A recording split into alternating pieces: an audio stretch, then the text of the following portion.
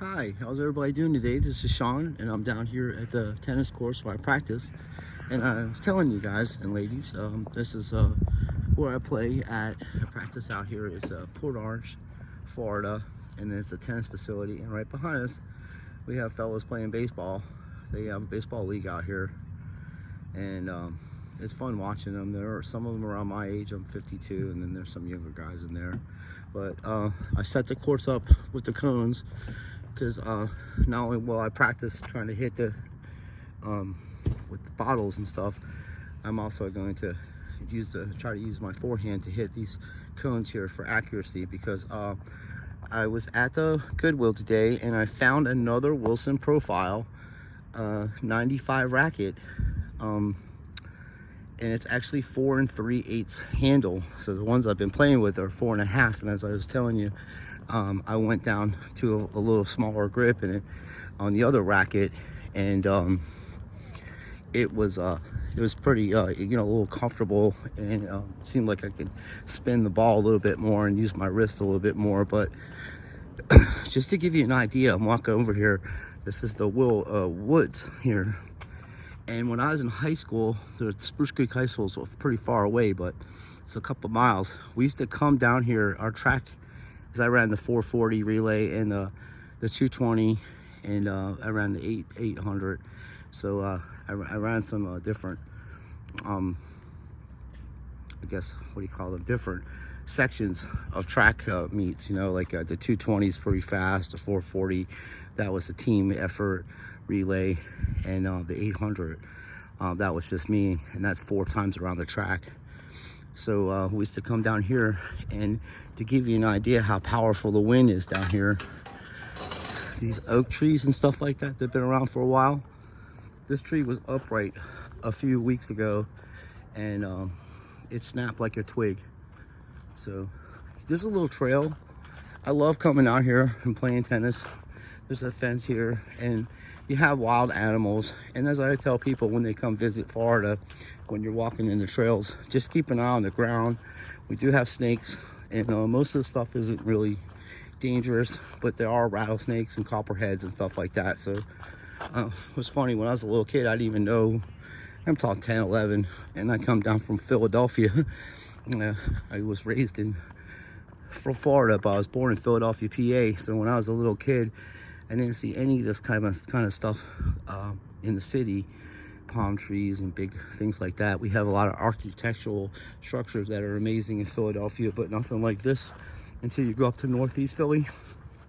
Then you got all the wilderness. And it's even funny because when I was in Philadelphia, we actually deers would come, wild deers would come on the sidewalks and walk, and I had a few of them walking with me one time. But this is the baseball field.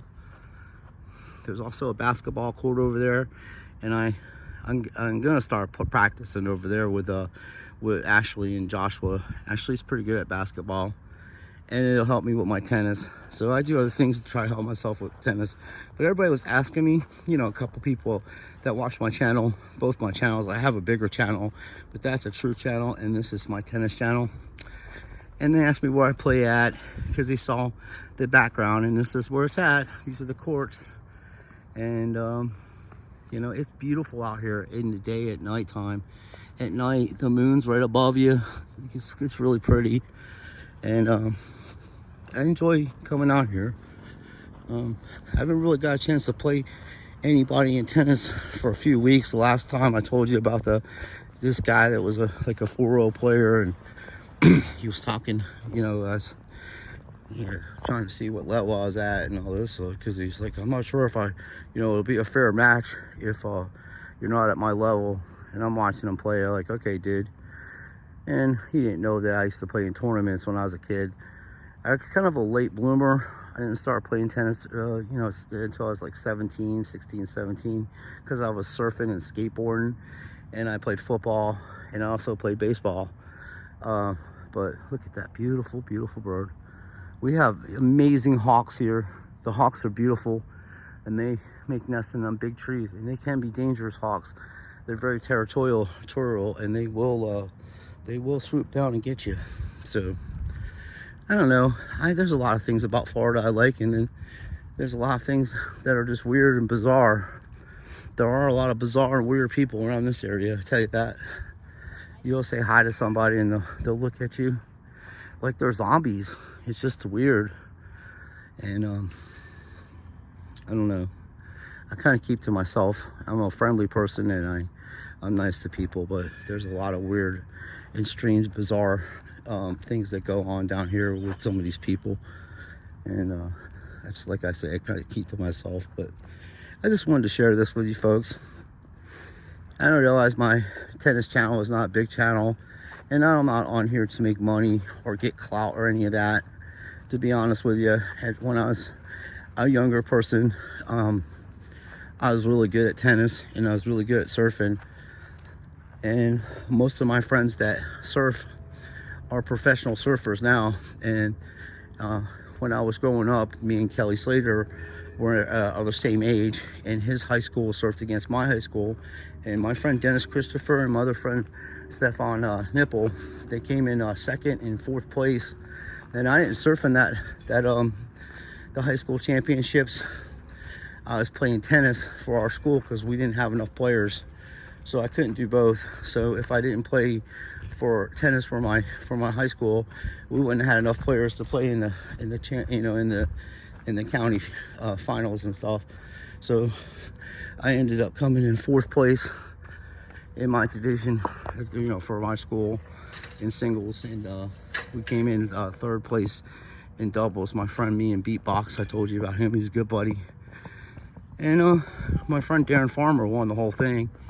He's the fellow I was telling you that hits serves in a high 115, 120 mile an hour serves even back then. And he used to play with these profiles. So I'm gonna start training more, do the best I can with my injuries.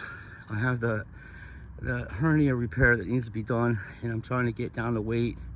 And then, as I was telling you, they diagnosed me with diabetes too, so I have to get my sugar level down and everything for them to even start doing, for them even to do the surgery. There's my baby. That's my Honda. And I'm sorry, Dodge Neon Honda. I paid $2,000 for this car a few years ago. It had 80,000 miles on the original engine, and right now I need to get one of my friends, Frankie. He's a plumber and he knows how to fix cars. The engine mounts or something, they're loose, so I gotta fix that. And I think they gotta take the water pump out, and then I need to do the brakes. But when on the first, when I get my pay, I'm gonna get another oil change, so I'll have that. And the only thing I've had to purchase over the last couple of years is tires, because I was doing flea market sales. I was going over to flea market because I had a bunch of extra sports cards that I had collecting as a kid. So I went to the flea market in Port Orange, and it's really bad over there. They got nails all over the dirt driveway. So I got a nail in my tire a few times, like twice. And I'm like, well, I'm done with this shit. I'll just post my stuff on eBay. Which I took everything down now, because it's just, once I found out that these people are frauds and it's all fake shit, I don't want to even be bothered with it. So I just got a collection. So my friend Frankie's going to fix that, and then I'm going to get it painted and gradually get things done on it. But I'm blessed like that. I mean, we got really lucky, because the funny part is the people that we bought the car from, like a car lot, a used car lot, they had some bad reviews on cars, and every one of their people were like, these cars suck and they break down. I'm like, dude, I got so lucky. But for now, that same car, I've already had someone offer me $3,500 for that car, because the gas mileage is awesome on it, and it's pretty cool. It's a nice car. I put my tennis gear in it. But ideally, I had a Highlander. That's what I had before this car. And the underneath the truck, from being up in the snow, we were living in Ohio for a little while. From being up in the snow, it made it rust underneath, and it was just unsafe. I guess it was broken, like the truck, like the axle or whatever. I don't know. It was broken, but it was bumpy. But I loved that Toyota Highlander. I could put a bunch of stuff in there and travel all around and go on little vacations, which we were doing. And then, obviously the economy got bad. So right now I barely have enough money to pay my rent and eat food, you know. So those until things get sorted out, I have to deal with used the car and you know, use the tennis equipment and no coaching and no ball machine or none of that stuff. I just do old school like I did growing up. But when I was growing up, I also had a job at the Oceans Racket Club, and I got trained by this guy named Bill Farmer. He was the top 70s player in the United States of America. He won championship after championship. He was an amazing player. And because of the way I hit the ball flat and hard at the time, and I still do, but because of the way I played back then, I actually, you know, we developed a friendship, and he gave me lessons and taught me different styles of how to hold the racket and how to volley correctly and all kinds of cool shit that you just had to read books back then. It wasn't like it is now where you can get on YouTube and have an is there a fire? There's smoke over there, folks. It looks like a fire. Holy shit. Wait a minute, let me go check this out. See the middle of the tree over there? See the smoke rising? Can you see that? Let's zoom in on that. See that? Seems like there, and the funny part is that there's actually a fire department literally down the street here. Maybe somebody's just cooking out. Anyway. So yeah, now young folks, you're very lucky because you can just turn on YouTube and you get to see professional players like Crew and this dude Simon Froon and you know, Nick over on Intuitive Tennis. Then you get to see guys like Winston Wu developing and becoming a good player. I've watched this kid play for since he started his channel. I've been back in tennis for about 6 months, so ever since that started, he did his channel. I been watching him progress, you know, and very polite young man, and has different varieties of people on his channel playing different levels of tennis and promoting the game of tennis, and that's what I like. And I think he's getting himself a couple little sponsors to help him out with the channel, and they do like a little tournament, and it was like, I think there was some money involved the last tournament, but that's what I'm trying to do here in Florida. There isn't really a lot for elderly people, or, you know, not say elderly, but there's not a lot for adults tournaments around here as much as there should be. Like when I was growing up, we could do tournaments every weekend. It was fun. And then they got all these weird new rules in tennis, the tournaments where, yeah, there's no ad or just one ad. You don't play it out, and, you know, it takes away the competitive spirit, I think, if you don't have, you know, don't play the game out and just have one ad and things like that and weird stuff like that to change the rules. It makes the player soft, and you're not competing at the highest level that you can possibly push yourself at.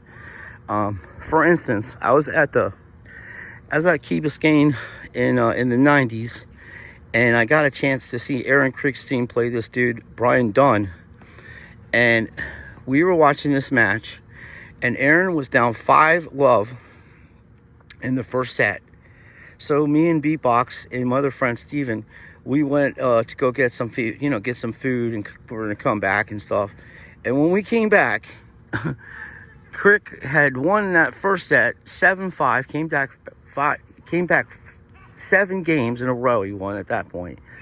When we came back, Aaron was serving for the match. He won 7-5, 6-0. So if you look at that, I mean, there were ad points where he had to break this guy's serve. Can you imagine if it was just deuce and then the dude hits a good serve and then he wins that game? You know, Aaron wouldn't be able to come back from the match, and that would have took the excitement. By the time that match was over, there was at least 2,000 people watching this match. Even Boris Becker came over from when he was practicing and was standing at the net, and I look over and I see a big, huge German picking his butt. He's funny. He's picking his pants or whatever, and I was kidding around with him. And he's like, "This is amazing." I was like, "This guy's unbelievable, isn't he?" And we're little kids, like 18, 19-year-olds, and he's a little older than us, but Boris is a really cool person in real life. He's funny. He's got a good sense of humor, and he's got one hell of a serve in real life. We were watching him practice, and my friend had put his fingers in the net. You know how you do this? Put your fingers through the thing here, and a ball come flying by because he hit the serve and hit the net, and right near my friend's hand. I was like, dude, you're gonna get your fingers broken if you don't move your hand, you know what I mean? So anyway, I'm gonna do another video of me training. So I just want to show you where I play at. It's in Port Orange, and it's pretty cool, and we have lighting and stuff. And then last night the lights went out when I was doing the video, so people were asking me where I played at, and I did come across a new racket, which I'll show you in a minute.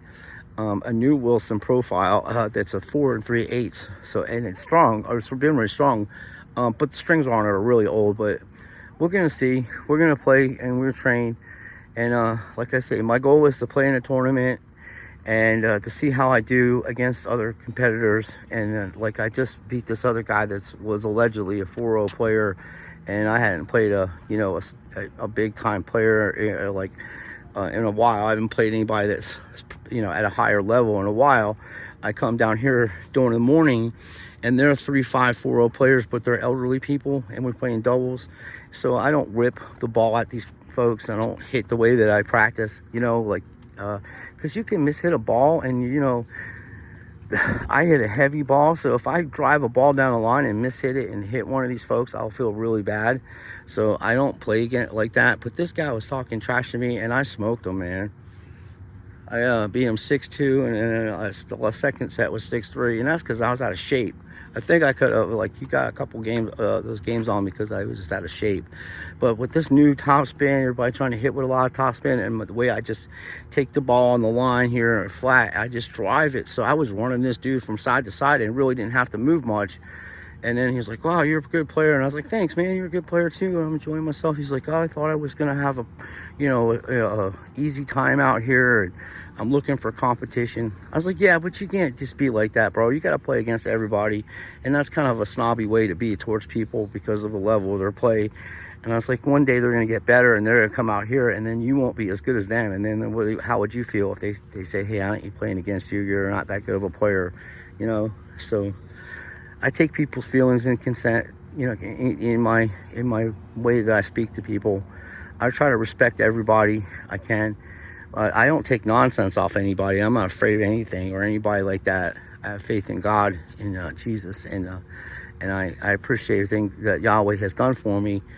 And I appreciate everybody watching my videos and giving me support and being a critic, telling me things that I can do to improve. And I really appreciate all that. So I just want to take the time to tell everybody thank you for everything, and thank you for support. And always know that I will never ask anybody for any money on my channel for any reason, unless it's an emergency, where we're doing a GoFund for somebody that's been injured in a car accident or something that it has to be something serious. I've only done that one time on my other channel. One of my friends that used to watch my channel, Ryan the Jets fan, he passed away, and we, my friend the Card Dreamer and Collectaholic and a whole bunch of people, Scotty Rena, they all got together, and they all, they got the money up and got this man and his family some help that they needed, and it just felt so good to do that. So that's the only thing that I would ever do.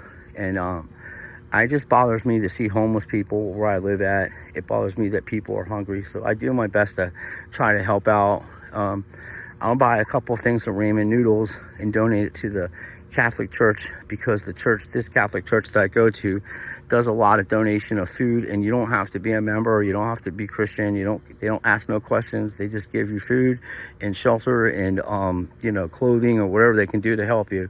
So I like that, and more people should be like that. So, and that's just how I am as a person. It just breaks my heart to see people because there's people living in these woods, believe that. So, and it's just not good. Sometimes it's dangerous. There's little kids playing around here and stuff, and some of these people are mentally ill, and I've had to sort a few of them out and tell them to get the hell out of here, because they were just a crazy person talking crazy shit to these little kids that play basketball over here.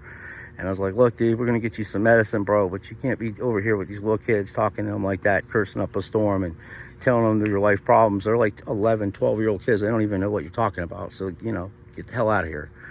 And then I was like, well, I got some candy bars, because I carry candy bars with me. Not candy bars, but the nutrition things you buy. They're wheat crack bars or whatever, nature bars. So I gave him a few of them to help him get some food in his belly. But we're gonna get training. I've talked enough. I'm excited to try to hit off this racket, and I do appreciate everybody watching, like I say, and thanks for the support. And God bless everybody here, and may you have the best year you've ever had in your life, and everything that you want in life, I hope you get.